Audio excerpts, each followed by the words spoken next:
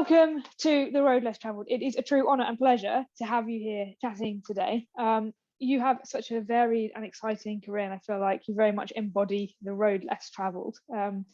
We actually met because we started talking about fintech, and I think we're going to talk about a lot about this in the podcast. But you've got a kind of unconventional journey into fintech and kind of through your career. Sure. So if I try to introduce you, I would do you a disservice. So would you like to tell the viewers, if you're watching on YouTube, or the listeners if you're listening to Spotify, a bit about you? Sure. Yeah. Well, thanks for having me on, Charlotte, and glad to give you a little background, my background, and then the background on my platform, Tykr. But yeah, like you said, my background is very unconventional. Like, I'm in this finance space, yet I do not have a finance degree. And I'll go back to college. I actually, or even high school, we'll try to make this, the story is somewhat, it can be long, but I'll make it nice and short and sweet to the point. But I took classes in high school that were related to architecture. It was actually, out of all my educational career, if you call it that, the only classes I enjoyed, because I was not a good student. I hate sitting in class, staring forward, being obedient and listening. Like, I have to be doing, right? And I did find architectural classes where it was pretty technical with computers, and I found I was good at that. And there was a home builder in my small town who came to my professor and said, "Hey, I don't want to hire an architect to work on my personal home. I'm wondering if one of your students could help me along the way." And the teacher he called me Tep. He's like, "Tep's on it. He's your guy." So he put me on the job, and I actually didn't have to attend class the whole final semester of my senior year of school.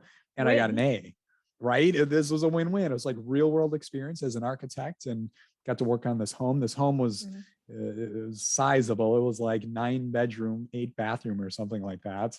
Wow. He was like a 3rd-generation home builder, but it was really cool. And I knew that, okay, I have a path forward. I want to be an architect. So I go to school, university, architecture school. Problem is, I get into school and they have no classes on computers. It's all on theory and history, and then model building and drawing. And I remember one day, this is where the rubber really met the road. I walk into this large hall where everybody's got their own little booth and they can set up their model. And I see like the Taj Mahal and the White House and all these beautiful structures. And then there's my building, which is a very simple home. And that's when the professor said, "This is the moment where you should realize where you're at. The top 10% of people in architecture class are the ones who will find jobs. Everybody else will not." And I knew at that point I was the bottom 10% for sure. I left architecture school, switched to fine arts. Just I have an interest in film and video, and there's a creative side to me as well. And it was a pretty easy degree to get from a university school. And got done with that, worked for an agency for 1 year after school, figured out I could totally do this business on my own because I wanted to be a business owner, and essentially created a business that's creating websites and video. And this was like between 2006 and 2010. I didn't make any money those years, like, because I had employees and high costs, and the recession created tight budgets for small business owners, especially. So on the flip side of that, I learned a ton about businesses, how they scale, what's a scalable business, what's not. We did grow a little bit. In the final year, we grew by a pretty significant amount, and I went through a merger, which was exciting. And it wasn't like a big liquidity event, like, "Hey, here's a bunch of money." It was essentially all debts and liabilities wiped clean, and I had a fresh start. So that's when I knew, like, the type of business model I wanted created is SaaS, software as a service. I didn't have any ideas. So the last 10 years, I essentially been working for large businesses, including GE. And I started investing. That's when my investing passion kind of peaked. I'm like, working for a paycheck isn't going to cut it. You have to create leveraged income and use compound interest in your favor. And that led to some angel investing, which I didn't have any big wins there. But then I turned my attention to the public market, the stock market, and this kind of leads to Tykr's background. If you're interested, I could tell that real quick. 100%. Yeah. So with investing, like guys like Warren Buffett and Charlie Munger, they have made comments that they could make consistent returns between 15 on up to 50% per year if they were just managing their own money. And I knew that these guys are not gambling men. They don't use feelings, they don't use emotions, right? Which told me they're using some foundation of logic to get these type of returns. And me, my background, essentially 15 years in software engineering, is telling me they're using some sort of math. So I sought out on this journey to discover what that math is. I read as many books as I could, deep dive YouTube, and I found a lot of stuff that does not work. But thanks to a guy by the name of Phil Town, he wrote a few books, two of which are called Rule One, and the other one is called Payback Time. And about 70% of the math that's in Tykr came from him. So I gotta give him credit. And I put everything together in Excel, started testing, different algorithms and formulas, and really, how do I remove emotions from investing and allow the math to make decisions for me, so I know what's a good stock and what's not a good stock. So over the course of 4 years, I used this Excel sheet, and my returns were always consistently between 15 and 50%. In fact, one year was a little more, and I knew I had something at that point. So I started talking to retail investors, institutions, this is 2019, and showed them this tool. And the common question was, hey, when are you going to turn this into software so other people can use it? So I'm like, exactly. All right, I think I've got my business idea now 10 years later, or close to. Let's do this. So it took about a year to build the first version that brought us to 2020. And then we're now live just over a year and a half, and we have about 3,500 customers now globally. Wow. I think as you talk through your story, I think for me, you are the epitome of an entrepreneur, in the sense that you've got this creative streak in you, but then what you have the ability to do is apply the logic to the creativity to then drive it through. Because I think there are lots of people who are like, I want to run a business, or I want to be in fintech, and they're either super creative and they've got all the ideas, but then struggle to put it into reality. I probably put myself in that camp, if I'm perfectly honest. But then you've then got, or you get people who are super logical, and if they had someone providing with a creative idea, would be the perfect technical co-founder. Right. But you've got the balance of the two. And what I like about your story is how you've kind of used the creativity to sort of flow throughout the years, just to come up with those different ideas. Right. Yeah.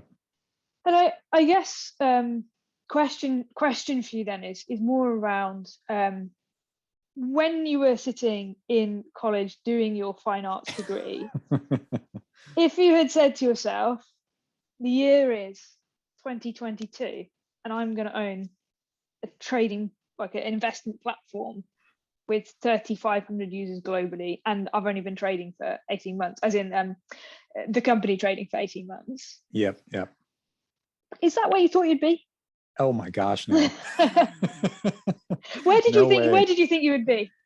Well, with fine arts, you have a few options, and I had an emphasis on film, and I was considering the route of going into movies and potentially directing, but I always had a passion for writing, so screenplay writing.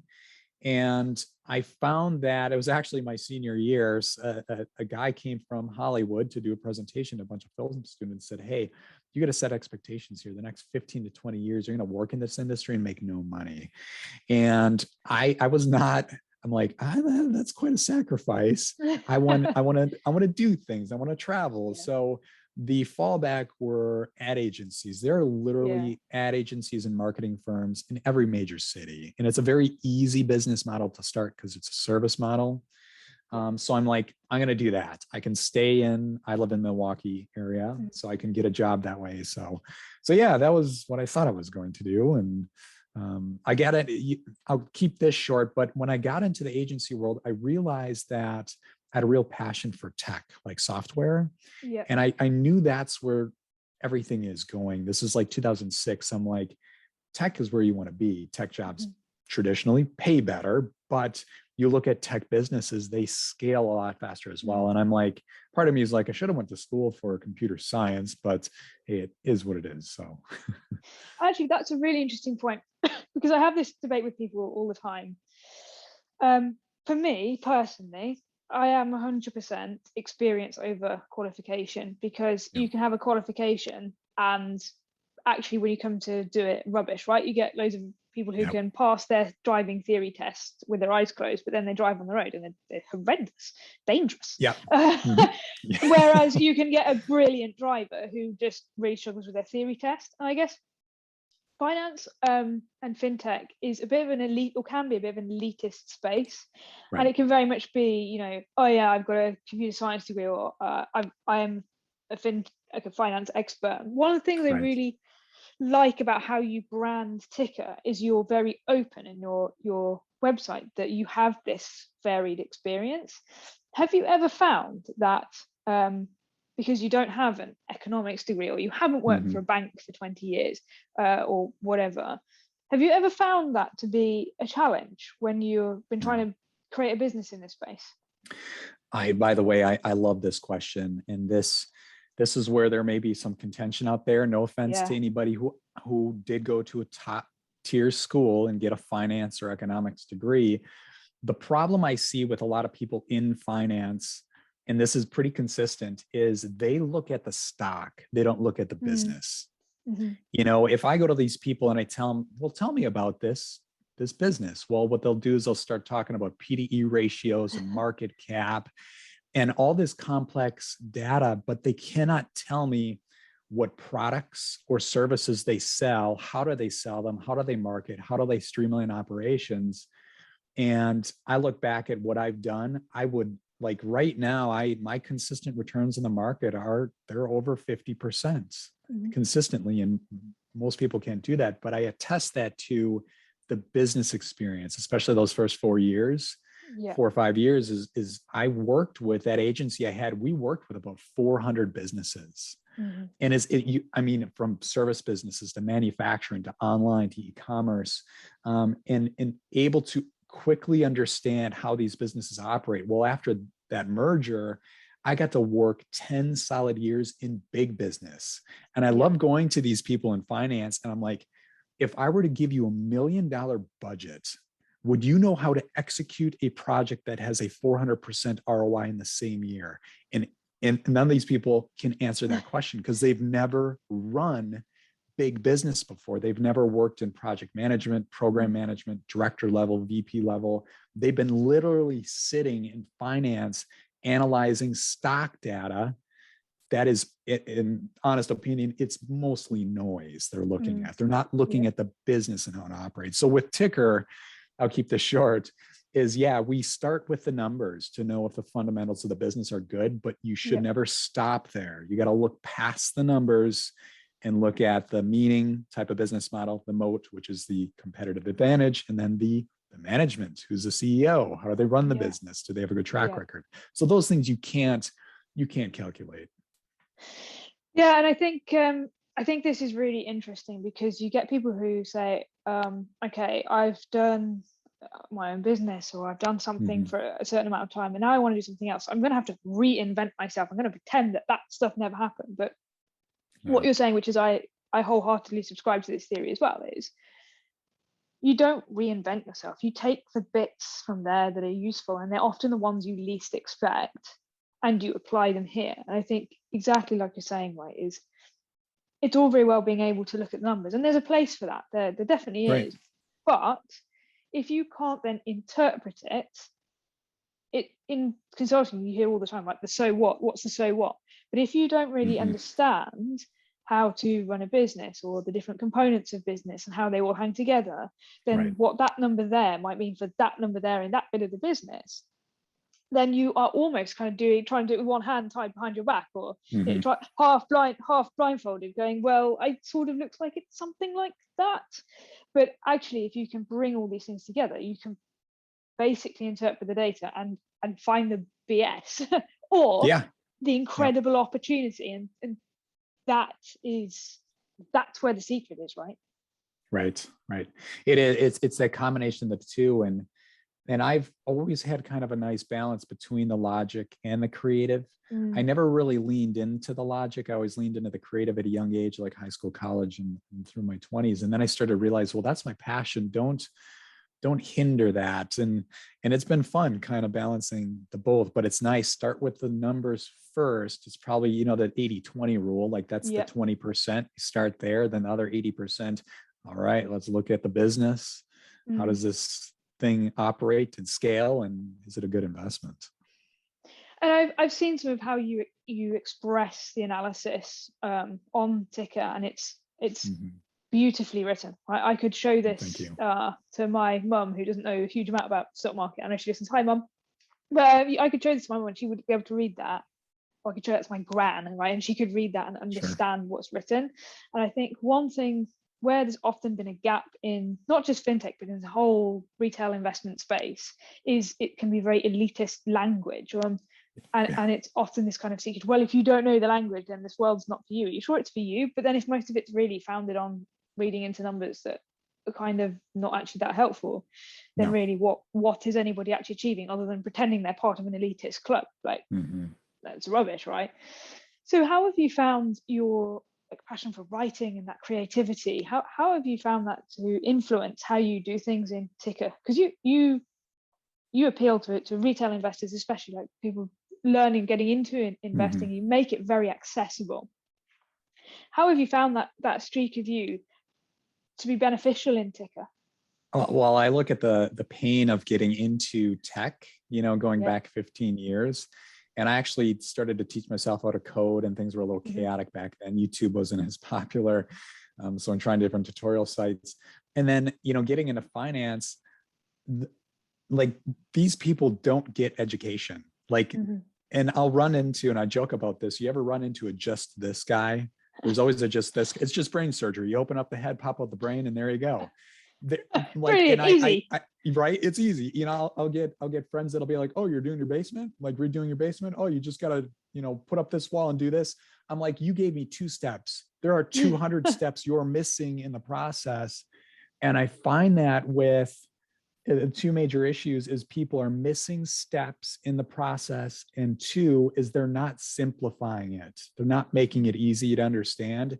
And it's blown my mind. The majority of my career is most people don't simplify education. So I told myself with Tykr, we have to execute on both. We have to, Yes. every step has to be out there, and it's got to be super easy. And if you can do those 2 things with education, in my opinion, you got yourself a good product. Yeah, I agree, because I feel like, as you say, Tiky's got these 2 identities. One is very much about the investing and the Mm-hmm. actual act of investing and the returns, and that kind of, Right. let's be blunt, right, the financial reward of it, because that's fundamentally why people invest. But you've also got this education piece, being like, I'm not just going to tell you to stick money in whatever because that's the Right. zeitgeist of the moment and that's what all the Mm-hmm. fad is. It's taking that apart and saying, okay, have you really looked at what the business model is? Have you really understood what the business model is in the context of everything else that's around it? Right. Okay, now you've got this information, you can make an informed decision whether it's something, how you want to act on that. Right. Right. Yeah.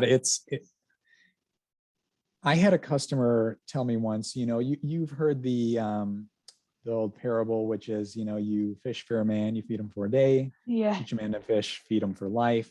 Well, she actually said, and she's out of Japan, she said, you actually give people the fishing pole. And I'm I like, like that. that was a light bulb moment. Got to give a shout out to her. Stephanie is her name. We got a lot of cool customers, but it's interesting. Like, yes, we want to give people the tool, but we want to arm them with the knowledge that they can literally walk into a room with people, and they could go to a Facebook group, and they are positioned as the expert. We want our customers to feel that way. They could have no background in finance, but yet they can beat the market consistently. Mm-hmm. And those finance bros, I call them, we all know who they are. condescending, and they're the experts. they're the ones that there's all this noise and using $20 words in their language that this newbie can beat them every year consistently. Yeah. Oh yes, I did the pause out because I remember now. So obviously you've been doing amazing things in Tykr and how you've grown it. Now, what might surprise people listening or watching is that you're actually working a full-time job whilst you're doing this. How have you found? We'll talk about work-life balance as well, but how have you actually found working the full-time job to help you in Tykr? Because I mean, from my experience, like I obviously me through my fintech startup, and Yep. I find that having my full-time job and having the startup, actually the two things are really symbiotic. Like I can really learn things in one that I can apply to the other. Do you find something similar?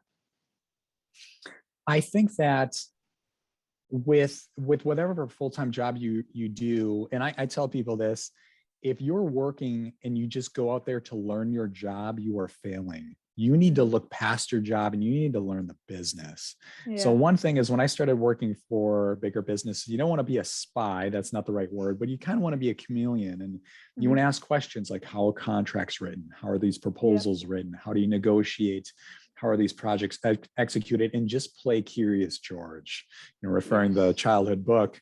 And in some cases, you're going to play dumb. And in some cases, you're going to be talked down to or condescended. And you just got to take it in stride and realize that I'm not staying here. I am learning how to run this type of business. So I found if you can have that attitude every day, like if you don't like your job, I have to admit, I never loved working for corporate jobs. Never. I'm just like, I didn't have a business idea that I really wanted to start. And so I went into IT jobs, but it's always been what gets me out of bed is like, okay, let's get in there and let's learn something new about the company. How does it run? So that does help build Tykr now with that whole bootstrapping aspect of Tykr. To give you lay of the land here, Tykr is more than just me. I've got an amazing team. I've got our CTO is Elgar. I've got Roel, who is our CMO. And we're headquartered out of the Netherlands. We're not actually headquartered out of the States. So there are better tax and legal benefits by being headquartered in the Netherlands. Nice. And then we've got another PM, Masi is his name. And then we've got a great dev team out of India who's led by Natesh. And a great group of guys. I got the podcast team as well. Ricardo, who's our editor, and then Jabril, who's our promoter. So we got a solid team. We're global, but we're all literally like bootstrapping Tykr. We all have jobs. And what we're looking at is the reoccurring revenue of Tykr. It's increasing, but to reduce risk on the business, every dollar that's made, we're just reinvesting back into the business. So we know this delayed gratification is going to pay off at some point. It's just it's a test of humility a lot of days, because the priority is always the full-time employer. So. And how do you find balancing the two? Because I hear this all the time where people are like, oh yeah, I really want to do this business, or I've got this business idea, but then people never take it the next step. That because I'm working my job. And how have you found balancing the two? Because let's be honest, if you've worked a full day, your energy is pretty sapped by the end of the day. How do you find that kind of extra reserve to tap into? Fortunately, this goes back to college. I actually went to school full time, although it wasn't like an engineering degree, so it wasn't as labor intensive to go to fine arts school. I would go to classes in the morning and I would work 8 hours a second shift. I worked for the hotel industry, just doing security. Great college job, but I worked 40 hours a week with full-time school. And that got me in this discipline. Like most people have more time in their day than they really think. Given some jobs out there are not 8 hours. I know your background is Accenture, right? Yeah. Management consulting, the pressure cooker, right? That's the one. They can push you 12 hours a day.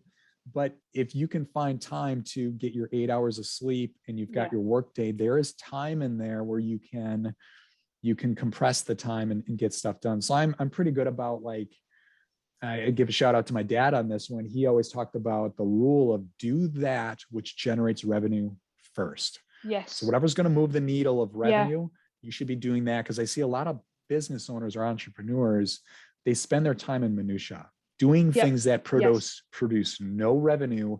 And you Yep. have to step back and be like, why am I doing this? Yes. So, Yes.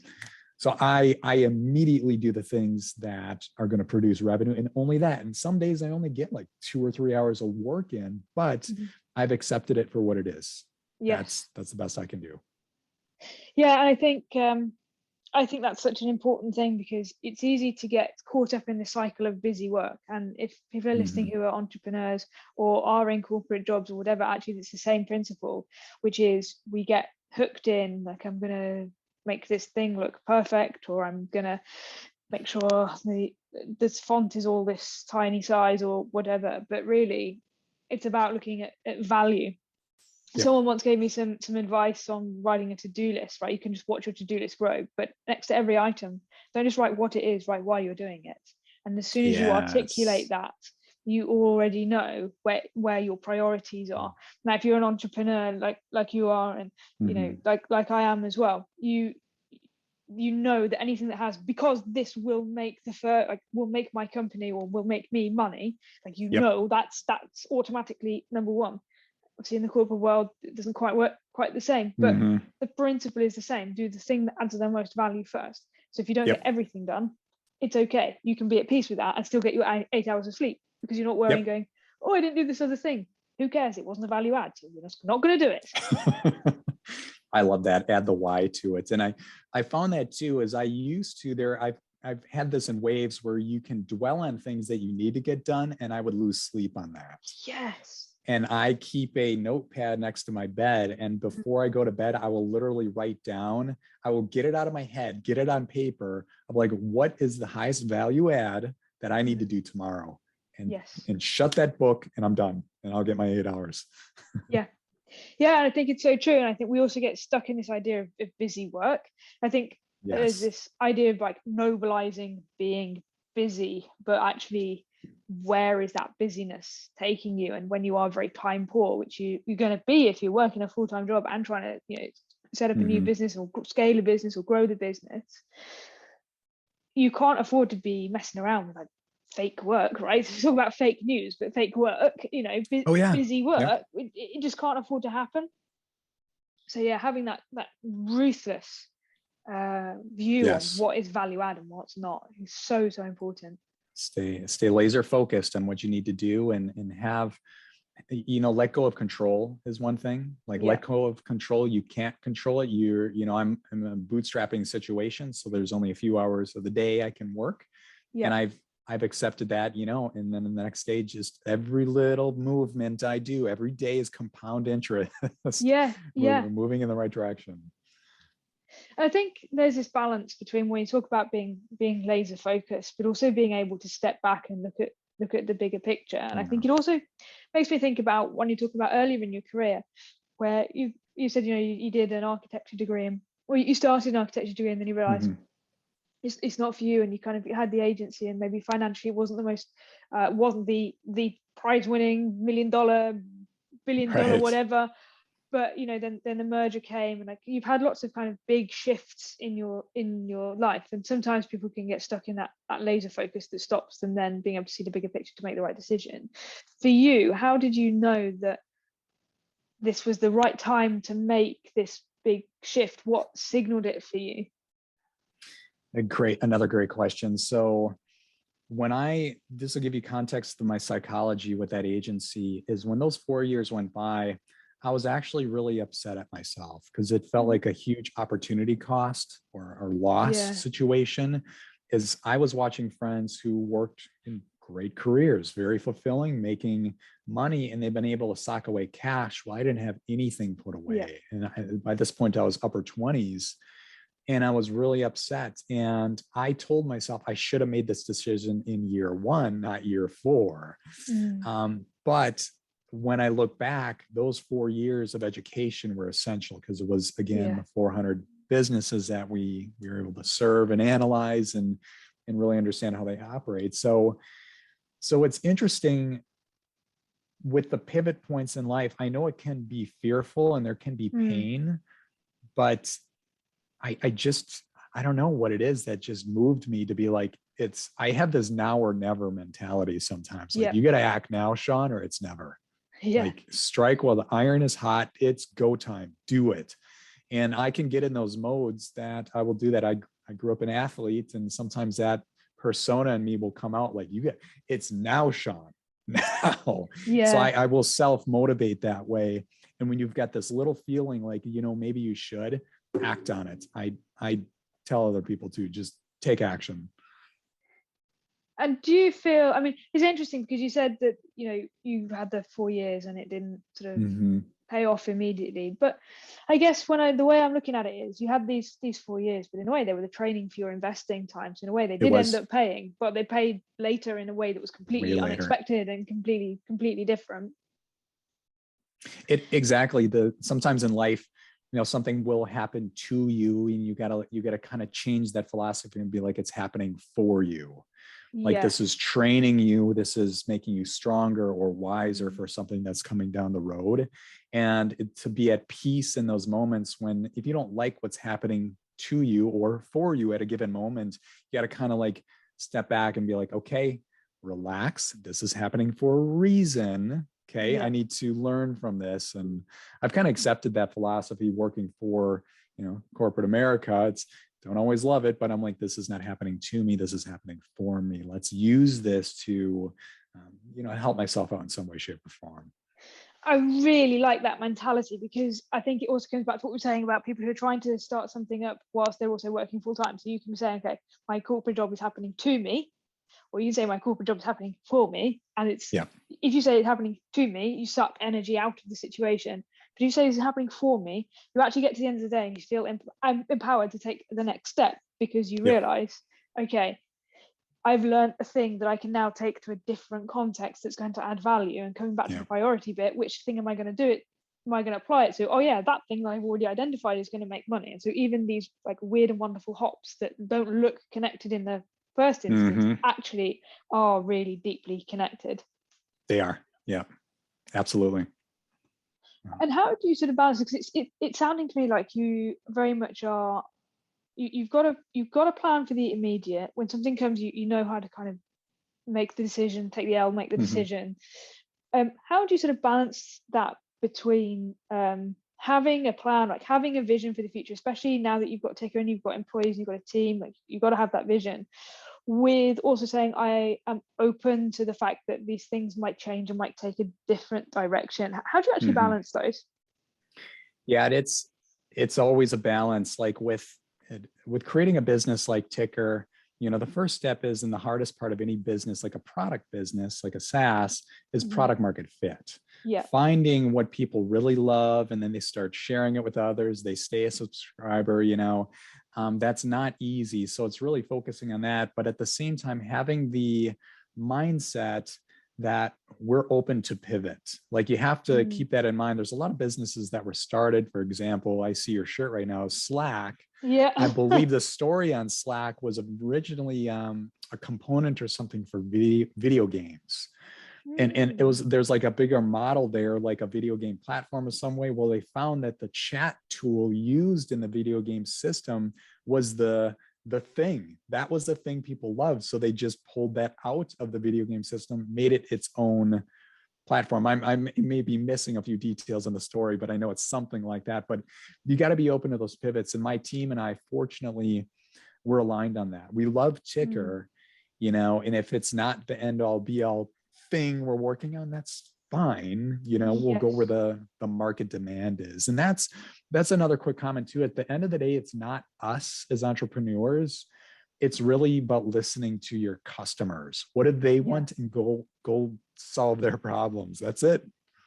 There's a great book on this actually, which if anybody is listening and hasn't read it, would highly recommend they do. It's called The Mum Test. And I just read it. It's so good. It's so good. If people are listening and they don't know what it is, it's basically a book where the guy kind of shows you how to ask questions about your idea for your business in such a way that even your mum couldn't lie to you and tell you it was a good idea just because she loves you. And I think that is so important, because you can often get false positives and false negatives, and like you can get the wrong impression. So you have to go where it is. I think anything, I'm not sure if it's in this book or if it's in the Lean Startup, but it talks about if it doesn't meet that, then it's purely a vanity project. That could be Lean Startup.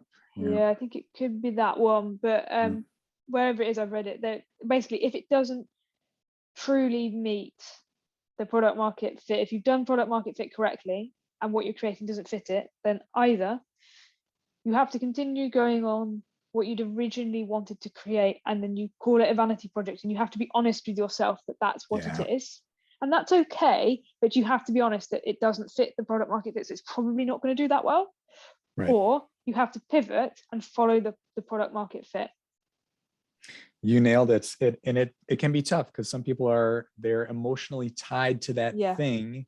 It's about separating emotions from, this is where I lean on the logic side. Yeah. And what a customers really wants. And I go back 10 years, would have been my upper 20s.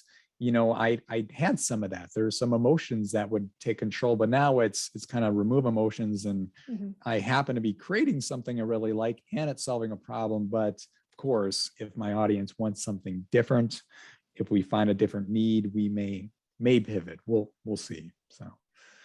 And you say, of course, but I think actually it doesn't come so naturally to lots of people. And do you feel like that ability to be able to be a healthy one, so it's not like you don't care about your business, but you can view it with a at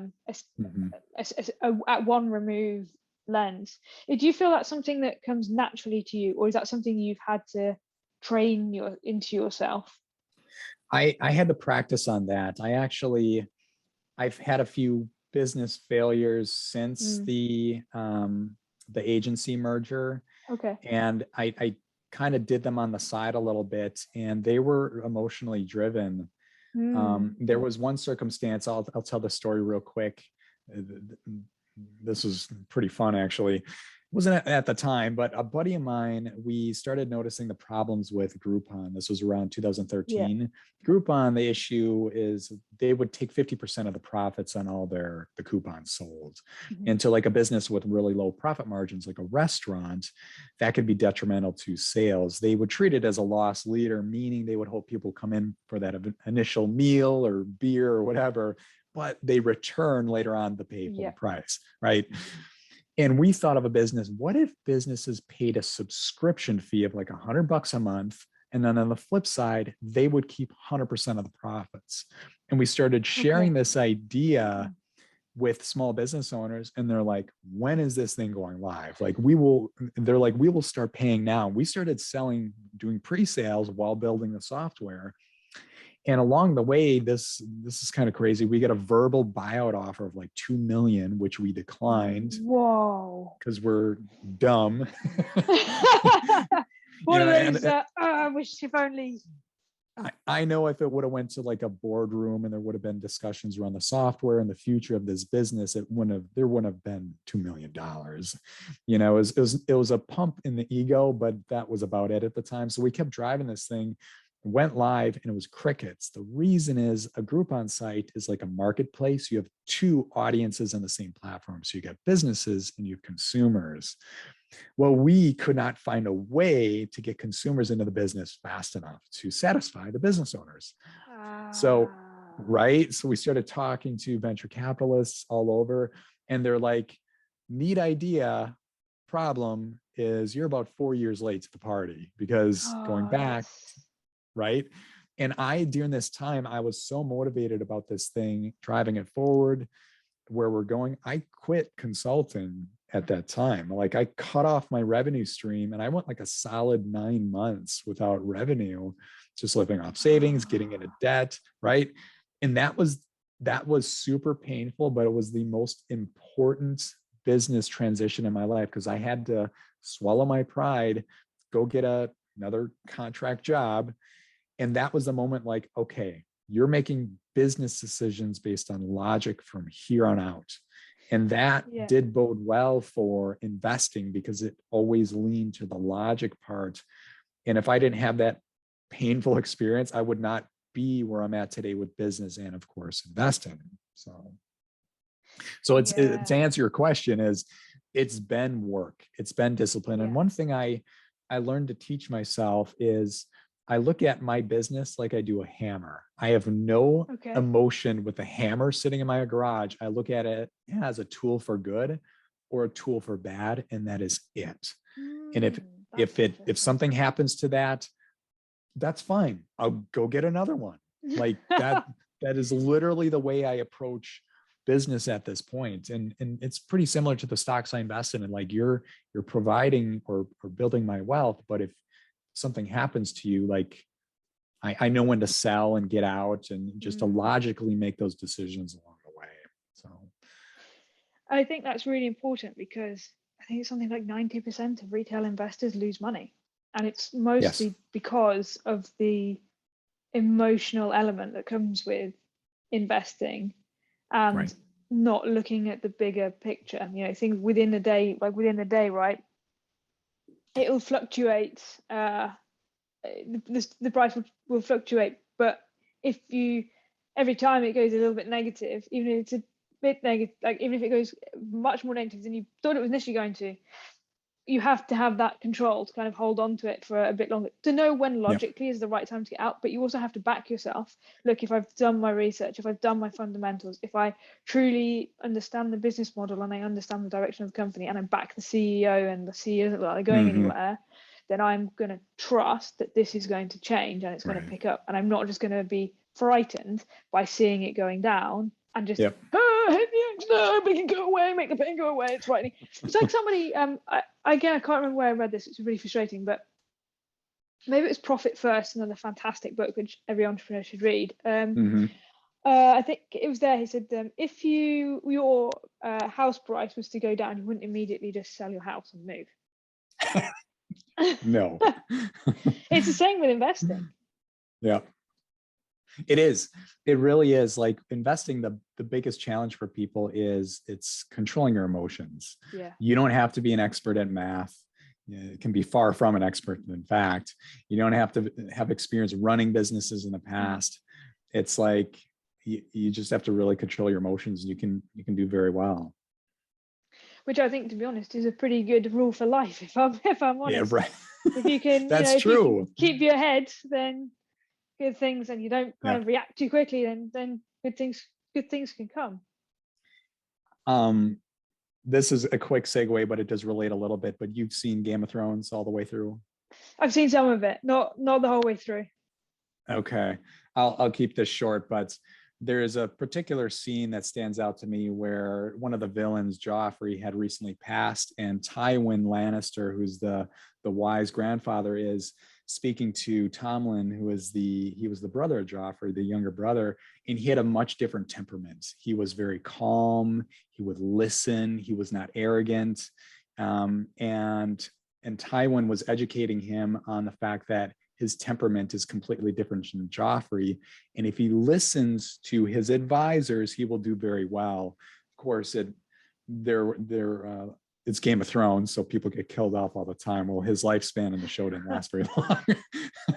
But it was like, yes, Tomlin was poised to be a better leader because he was calm in his demeanor, and he had the ability to listen to those that have gone before him, essentially. Anyway, a quick segue, but it relates to, if you can control your emotions, you're going to be in a much better spot in life.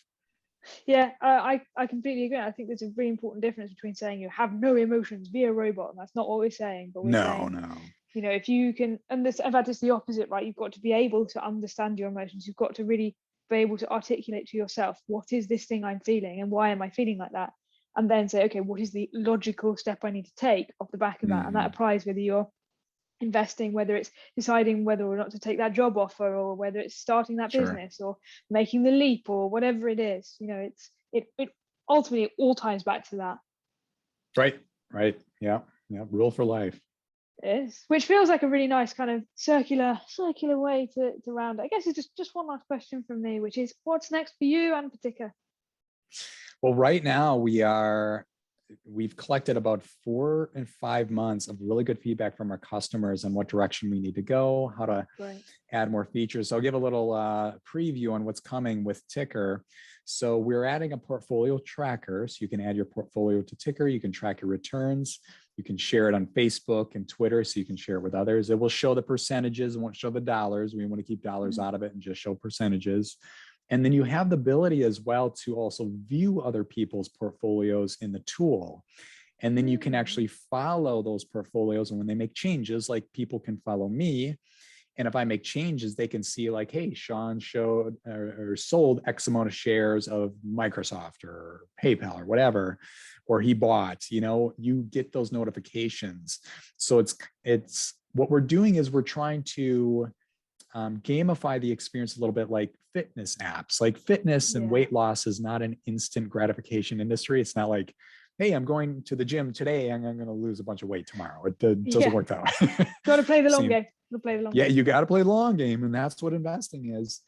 And so we'll be doing that with the portfolio tracker, those little notifications, little positive, encouraging comments like stay in the game and the market is going down. Are you buying? Or the market is going up? Are you starting to get rid of your overpriced stocks? And then we'll switching over to education. We're going to be creating educational modules with like gamified little circles, like the fitness app, the Apple Fitness app.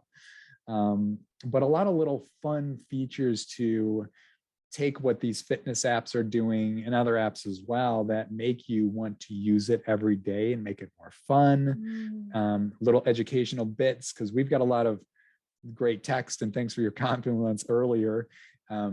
We try to write it, or I try to write it as approachable as possible, but it's still long-winded in some parts. So we're going to be doing these, they call it micro learning, like Duolingo.